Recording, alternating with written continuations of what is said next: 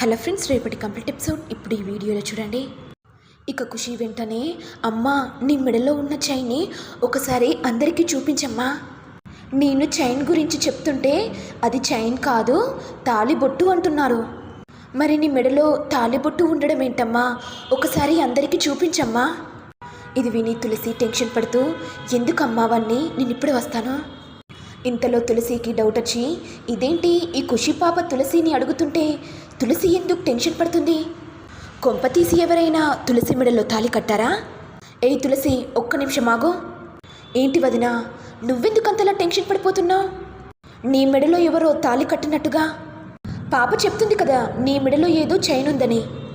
సరే అయితే ఖుషి చెప్తుంది కదా, నీ మెడలో ఉన్నది తాళి అయితే అలా ఎలా మాట్లాడుతుంది? చైన్ అయితే వదిలేసేది. నేను ఇంతలా మాట్లాడుతుంటే ఎందుకు టెన్షన్ పడుతున్నావు తులసి? చైన్ ఏంటో చూపించు.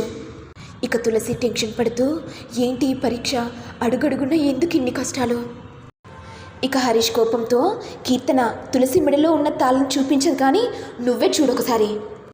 నా మెడలో ఏముందో అనేది అందరికీ చూపెడతాను.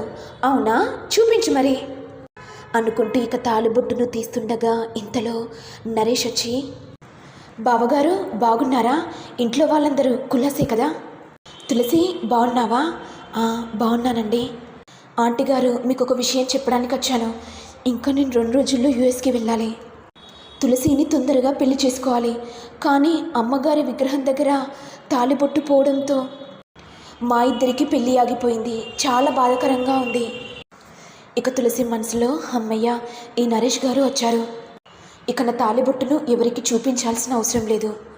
అసలు నా మెడలో ఎవరు తాళి కట్టారో కూడా తెలియట్లేదు. దేవుడా, నువ్వే నన్ను కాపాడు. ఇక వెంటనే సంతోష్, బావగారు తొందరలోనే పెళ్లి చేపిస్తాం. మా పరిస్థితిని కూడా ఒక్కసారి అర్థం చేసుకోండి. అమ్మగారి విగ్రహం దగ్గర మంగళసూత్రం పోయింది కదా, సూత్రం దొరికేదాకా మీ ఇద్దరికి పెళ్లి చేయనని పంతులు గారు చెప్పారు కదా. ఏంటి బావగారు, మీరు కూడా ఇలా మాట్లాడడం ఏంటి? అమ్మవారి గుడి కాకపోతే ఇంకా వేరే గుడి ఉంటుంది కదా, అందులో మా ఇద్దరికి పెళ్లి జరిపించండి, సరిపోతుంది. ఇక సంతోష్ మనసులో, నేను నా చెల్లెకుణ్ణి నరేష్కి పెళ్లి చేస్తే సుపర్ణిక మేడం నాకు డబ్బులు ఇస్తుంది. ఇక ఆ డబ్బులతో బిజినెస్ని స్టార్ట్ చేయవచ్చు. ఏం చేసైనా సరే, ఎలాగ చేసైనా సరే వీళ్ళిద్దరికీ పెళ్లి జరిపించాలి. ఏంటి బావగారు, ఏం ఆలోచిస్తున్నారు? నేను అన్నది కరెక్టే కదా? అవును బావగారు, మీరు చెప్పేది కూడా నిజమే. అమ్మ తొందరగా తులసిని రెడీ చేయి. ఈ గుళ్ళో కాకుంటే వేరే గుళ్ళో పెళ్లి జరిపిద్దాం. ఇక లక్ష్మి కోపంతో, ఏంట్రా, ఏం మాట్లాడుతున్నావురా? తాళిబొట్టు పోయిందని పంతులు గారు తులసిని నానా మాటలు అన్నారు. ఇవన్నీ తెలిసి కూడా ఎందుకురా పెళ్లి చేయడం? ఇప్పుడు కాకపోయినా తర్వాతైనా చేద్దాం. కాస్త ఆలోచించురా. అమ్మ ఆలోచించాల్సిన అవసరం లేదు.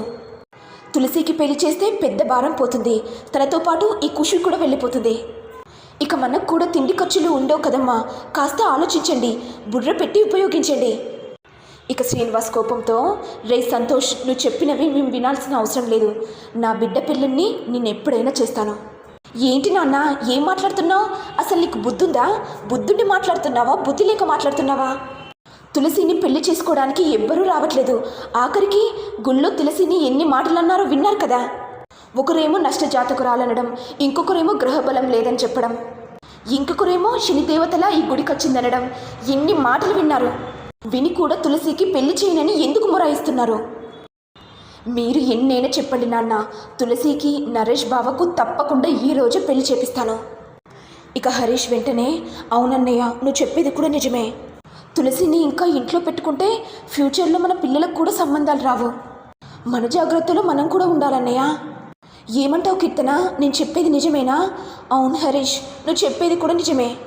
ముందు ముందు మనకు కూడా పిల్లలు పుడతారు. ఇక తులసికి పెళ్ళి కాకపోతే మన పిల్లలకు కూడా పెళ్ళి కాదు. మన పిల్లల పరిస్థితి కూడా తులసిలాగే మారిపోతుంది. ఇలా అనేసరికి వాణి కోపంతో, కీర్తన అసలు ఏం మాట్లాడుతున్నా? తులసి ఇది మంచి జాతకం, తనకు అదృష్టం కూడా వరిస్తుంది. ఏదో ఒక రోజు మనకు ఆపదొస్తే మనం తులసి కాళ్ళ దగ్గరికి వెళ్తామేమో.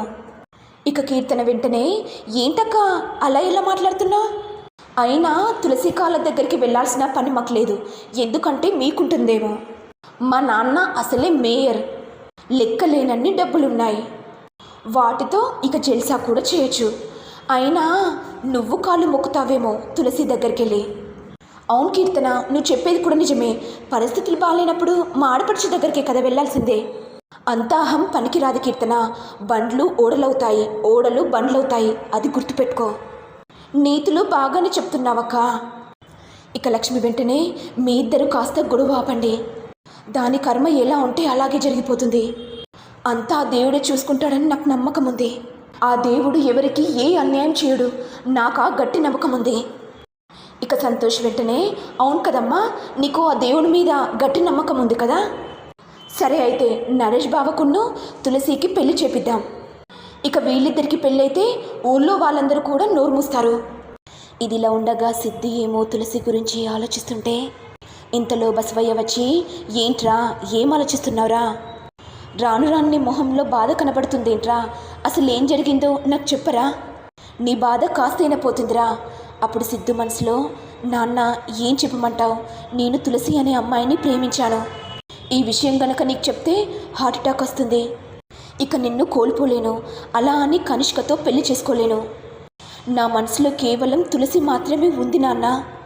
ఏంట్రా ఇంత మాట్లాడుతున్నా ఏం సమాధానం ఇవ్వట్లేదురా? అంటే అది నాన్న, ఎలక్షన్ల గురించి ఆలోచిస్తున్నాను. మన పార్టీ ఎలాగైనా గెలుస్తుందని గట్టి నమ్మకం ఉంది నాన్న. రే సిద్ధు, నాకు సంతోషంగా ఉందిరా. నువ్వు తలుచుకున్నావంటే మన పార్టీ తప్పకుండా గెలుస్తుందిరా. ఈసారి గనక మన పార్టీ గెలిచిందనుకో, తొందరగా ఆ కనిష్కకు నీకు పెళ్లి చేపిస్తానురా. ఇదంతా నీలిమ విని మనసులో, ఇదేంటి మామయ్య ఇలా మాట్లాడుతున్నాడు? ఈ సిద్ధు ఏమో తన లవ్ మ్యాటర్ని మామయ్యకు చెప్పొచ్చు కదా, ఎందుకు మనసులో దాచుకుంటున్నాడు? తనని లవ్ చేస్తున్నానని చెప్పాడు. లవ్ చేస్తే డైరెక్ట్గా చెప్పాలి. ఎందుకు అసలు తనలో తాను కుమిలిపోతున్నాడు? ఎన్నోసార్లు తులసిని పెళ్లి చేసుకోమని పదే పదే చెప్పాను. ఆలోచించడం వరకే ఉంది, కానీ పెళ్లి చేసుకుంటాడో లేదో అని నాకు డౌట్గా ఉంది. ఇక ఆ కనిష్క ఇంటికి కోడలైతే దాని రాజ్యమే నడుస్తుంది. ఇక నన్ను ఎవ్వరూ లెక్క చేయరు. ఈ ఇంట్లో నా మొగుడికి లెక్కలేనట్టుగా నాకు కూడా విలువ లేకుండా ఉంటుంది.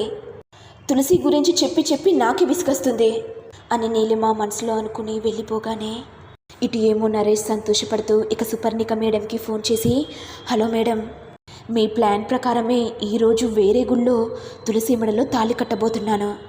ఇక నేను తులసి మెడలో తాళి కట్టాక ఇక నాకు కావాల్సింది మీరు రెడీ చేయాలి మేడం.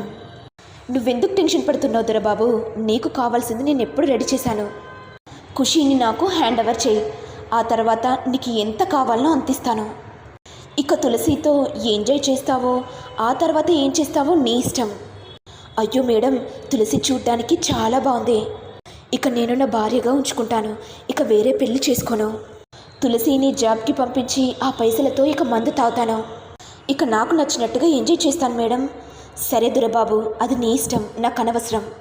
సరే మేడం, ఇక ఉంటాను.